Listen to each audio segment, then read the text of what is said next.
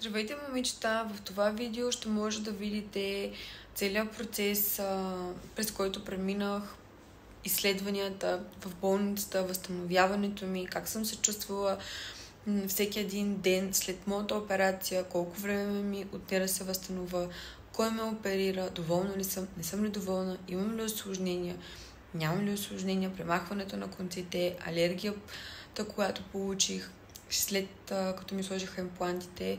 Така че нека да видим всичко това заедно.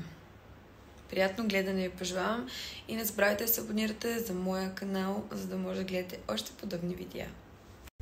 Добро утро! В момента сме 14 февруари, часа е 7:27. Навън е мега страшното задръстване, а аз отивам на изследвания. Ако всичко е наред с моите изследвания, ще се оперираме, така че да видим. Часа е 8:15, 15 февруари, отиваме на среща с кардиолог, за да мога да изпратя вече всички изследвания на доктора и да разберем дали всичко ми е наред. Ако всичко ми е наред, операцията ще започне на 1 март в 7 сутринта. Изследванията са ми топ of the топ. Дори не мога да повярвам. Какво да ви кажа? Да оправяме багажи. Утре сутринта влизаме в болница. Нямам търпение. Искам да благодаря на всички за милите съобщения. Получих също така доста съобщения дали ме е страх. Не ме е страх. Вие знаете, аз съм имала друга операция. На 18 години си оперирах носа. И мисля, че ще бъде нещо подобно. Слагат ме под пълна опойка. Нищо не знам какво става. Заспивам веднага на секундата. И се събуждам просто променена и различна. И не се нямам търпение просто. Още един път много благодаря на всички за подкрепата. Това е всичко, което ще взема с мен в болницата. Тук имаме изследвания, всички видове, които съм направила. Тук имаме едно гърнеще на пижама, което е с копчета. Задължително ми казаха, че трябва гърнещето да бъде с копчета. Взела съм си долнище едно по-пухисто, такова да ми е топличко, нищо, че не са в комплект. Взела съм си един почистващ гел за лице, четка за зъби, крем за лице и малка паста за зъби. Всичко ще пъхнем тук в тази чанта. Както и една кърпа за лице с едно скрънче, сутиена и за всеки случай съм си взела и бельо, въпреки че аз там ще спа един ден само. И не съм сигурна, че ще мога изобщо да се купа след тази операция, като цяло заради опойката. Да прибираме всичко в чантата и да лягаме да спиме. Ето, че багажа ми е готов, всичко е готово и всички изследвания са 6+. Това, между другото, най-много ме притесняваше изследванията, но всичко е наред. Слава Богу. Нямам никакво търпение, изобщо не ме е страх, понеже доста ме питате в Инстаграм, получих доста съобщения дали ме е страх. Не, изобщо не изпитвам грам страх. Дори не ме се спи от вълнение. Хората, откакто съм родила, чакам този момент с нетърпение. Както родих, след като кърмих, просто си казах, слагам гърди, въпреки че преди това никога не съм искала. Събрах си пари, ето че момента настъпи. И си лягам поради проста причина, че първо ще ми мине така по-бързо времето, второ, защото трябва да остана гладна и жадна заради опойката. И това е единствения вариант да не консумирам нищо, нито като храна, нито като напитки. Затова ви пожелавам лека нощ и не стискайте палци! Може би се чудите дори защо съм си направила тази прическа, защото според мен няма да мога да се къпа известно време. Или ще мога да се къпа само от кръста надолу, което означава, че няма да мога да си мокра косата. И реших, че ако се сплета, косата ми ще се съхрани малко по-дълго време. Няма да ме дразни, че е мръсна и така ще се чувствам самата аз. Добре, заради това реших да отида в SL Beauty и да ми направят една бърза прическа. Добро утро, часа е 7:30. Станах, измих се, не съм яла абсолютно нищо от нощи, от 12 часа. Чувствам се жадна, гладна не и имам наистина нужда да пия кафе, но не мога да го направя. Затова сега просто се облякох, измих си лицето и зъбите и отивам натам. Не знам дали съм притеснена, все още не съм. Може би когато влезна в болницата ще се почувствам притеснена, не знам. Ще видим, продължавайте да гледате. Вече е 8:15 и усещам, че може и да закъснея, затова излезнах докато чакам да ме вземат да отида до магазина, защото не съм си купила нито вода, нито абсолютно нищо за ядене. И дано не закъсня. Сега ще разберем. Стигнахме, закъснях, разбира се. Сега влизаме в клиниката, дано не ме върнат. Стискайте ми палци.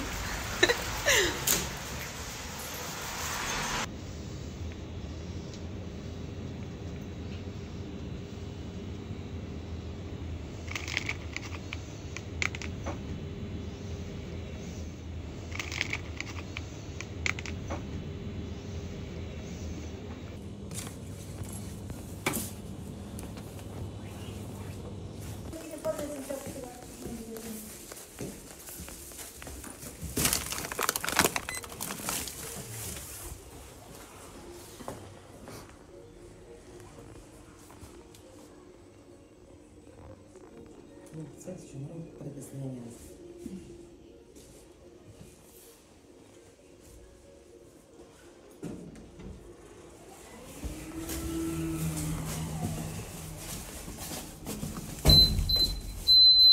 Благодаря.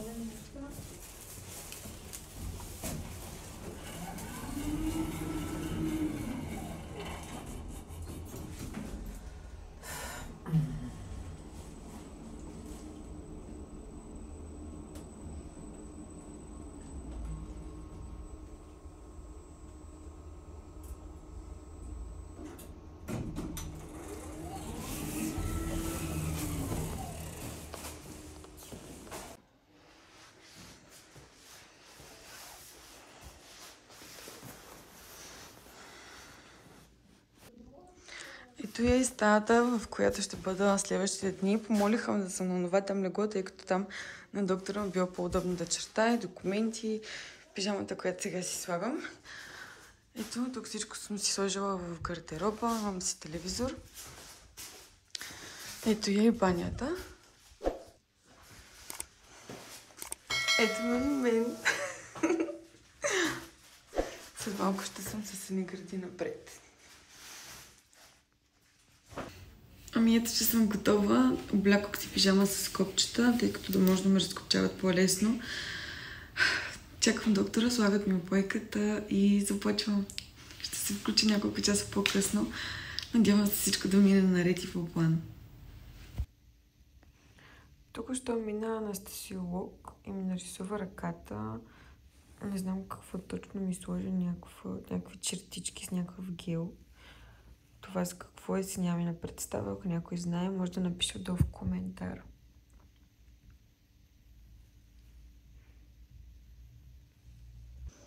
Сега ми донесоха и имплантите. Този имплант ми е за лявата гърда, а този имплант ми е за дясната гърда. Нямам представа. Ментор. Тук що доктора дойде, вече съм начертана кое, как, къде ще. Хора, останаха ми 4-5 минутки и казаха, че сте ми езика, чакам апойката. Най-вероятно няма да мога да си взема телефона да ви покажа повече кадри, но пък сега ще видим, може и да успея. Наистина, не ме е страх, чувствам се много добре, скоро съм развълнувана, защото ще имам нещо ново към себе си. И чувството е велико, така че ако и вие го искате, ако искате да промените нещо в себе си, живе в много модерен свят и просто давайте, не го мислете толкова много. Ето как представлява и цялата рисунка. По принцип скънката ми е ето тук, когато съм в изправено положение, когато съм влегнала ми е тук. Всъщност сега, когато ме оперират, би трябвало сгънката да ми дойде ето тук. Поне така ми го обясниха. Пък сега ще видим. Ехо, няколко часа съм вече след операцията. Чувствам се малко като все едно съм тренирала днес цял ден гърди и всичко в горната част просто ме боли, най-вече гърба. То даже не е болка, а все едно някой ме опъва. Чувството е различно, а самата болка по-скоро я приближавам, като си имам много силна мускулна треска на гърдите. Не е нещо, кой знае какво, просто още се възстановявам от самата упойка. Дори в момента съм с обезболяващо. Ето може да видите.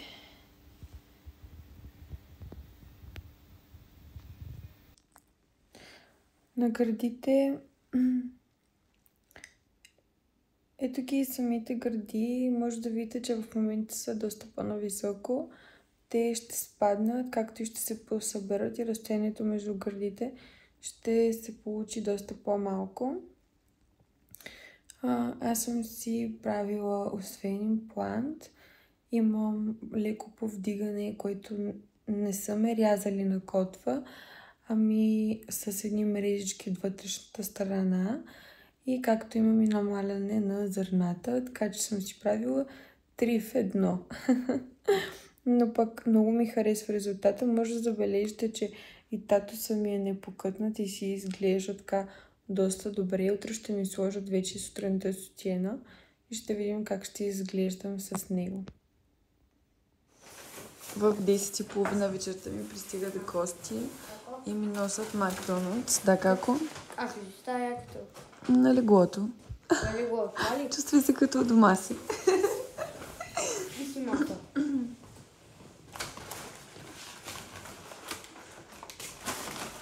Искаш мак тост, нали? 2 мак тост и 1 хамбургер. Толкова съм гладна, че всичко ще изям. 2 мак тоста Добре, тук ги служи. и 1 хамбургер. Гостите ми веднага се почувстваха като у дома, разцъкват.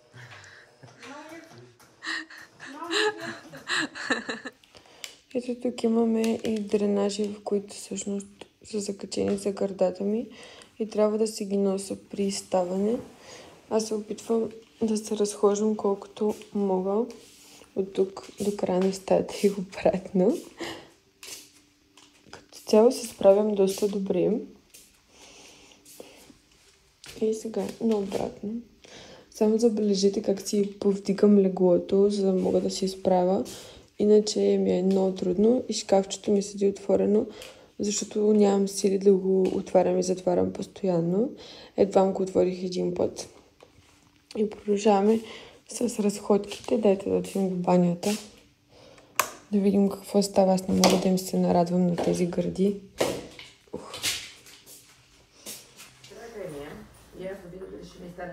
Къде другата ръка, чакай.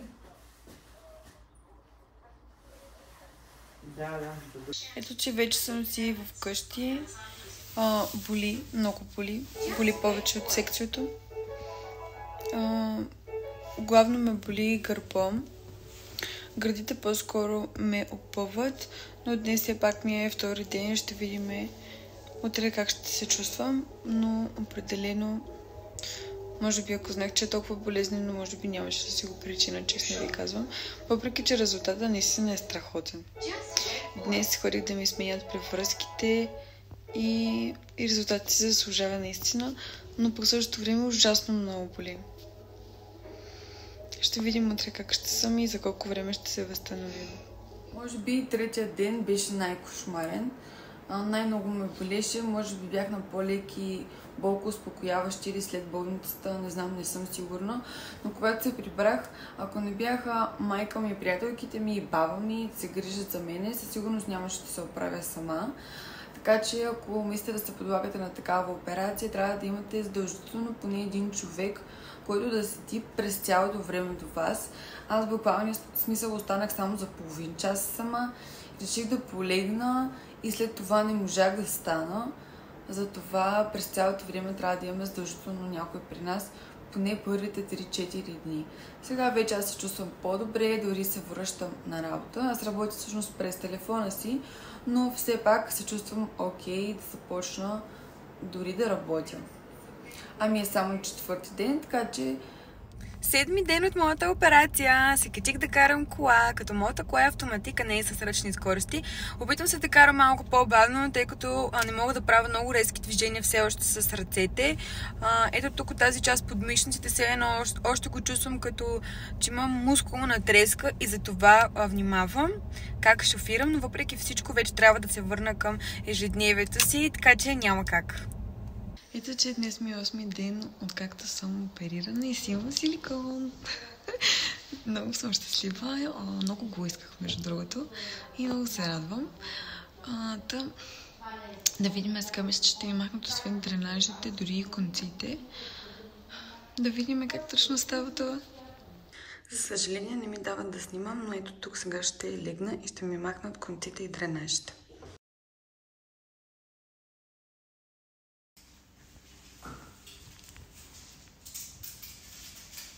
Да. Лиля, ма те са яко зашити тия зърна.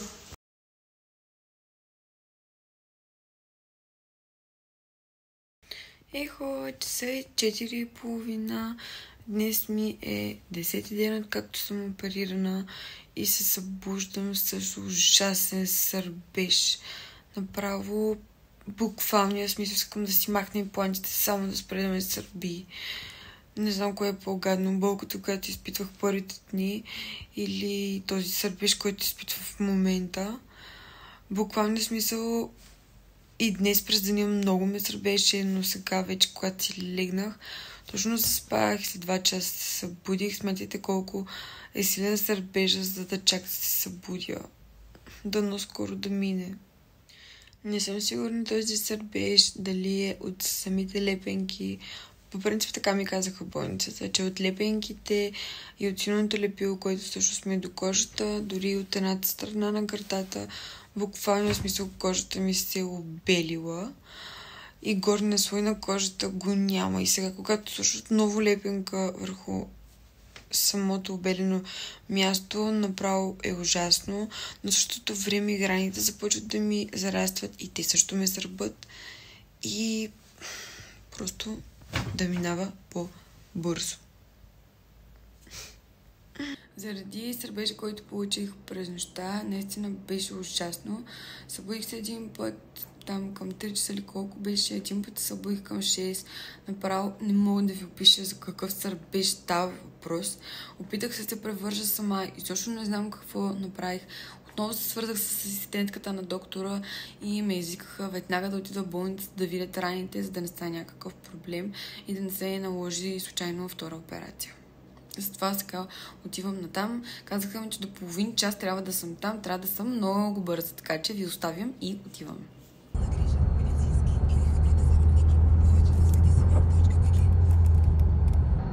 Доктора започва операция от 10:30, а в момента е 9:30. Следователно до преди 10:30 вече трябва да са ми махнали конците, евентуално, защото последния път, когато ходих, всъщност преди 2 дни, ми махнаха само дренажите, конците не ми ги махнаха. Сега се надявам да ми ги махнат, за да може да спра да ходя с лепенки и да не ме сърби.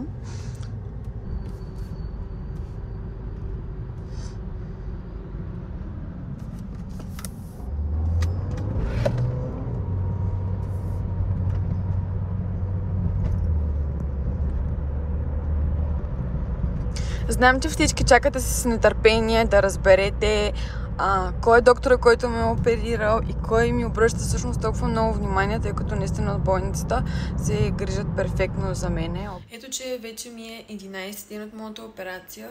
Вече се чувствам перфектно. Мога да си вдигам ръцете. Ето, може да видите, преди не можех изобщо да си вдигам ръцете. Не можех да си къпа дори сама косата. Абсолютно нищо не може да правя сама. Не може да си сипа една чаша с вода. Но вече се чувствам просто перфектно. Дори си вдигам детето, хода на фитнес, карам нормално кола. Разбира се, когато хода на фитнес, не тренирам горна част на този етап. Тренирам горна част, долна част с повече кардио и мога да кажа дори, че ми се отразява така доста добре. Явно възстановяването при мен беше точно 10 дни.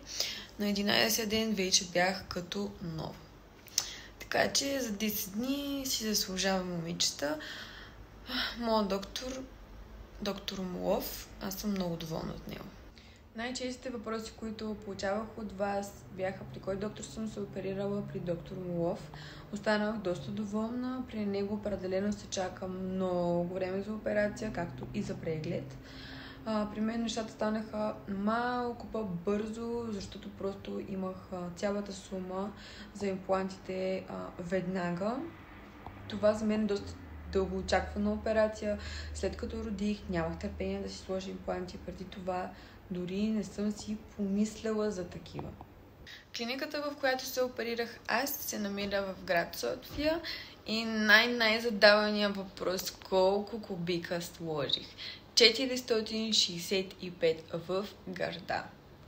Сега ще ви обясня и как доктора преценява колко кубика да сложи. Буквалният смисъл на думата ме накара да си хвана зърното и да го изтегля колкото мога напред.